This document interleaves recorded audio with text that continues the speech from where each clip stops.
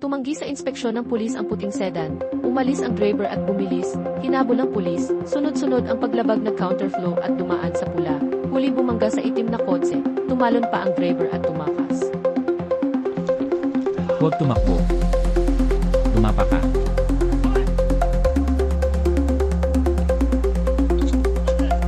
Iunat ang kamay.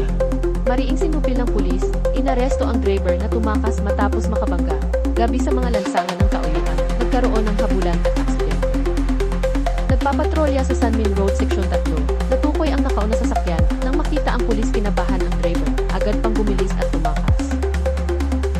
Nag-counterflow at dumaan sa pula delikado, ang tumatakas na kotse ay bumangga sa itim na sasakyan. Matapos ang banggaan tumalon at tumakas ang driver. Matapos ang abiso ng presinto, ang sasakyan sa Zhongshan Road Taoyuan, sumalungat sa daloy ng trapiko, at bumangga sa bus at rider. Mabilis na naaresto ng pulis, tinulungan ang mga sugatan sa ospital. Ang paa ko ay... Ayos ka ba? 3 ang nasugatan, mabuti at walang malubha. Ang lalaking apelidong Peng na naaresto, isang Vietnamese migrant worker na mahigit 3 taon nang nawawala.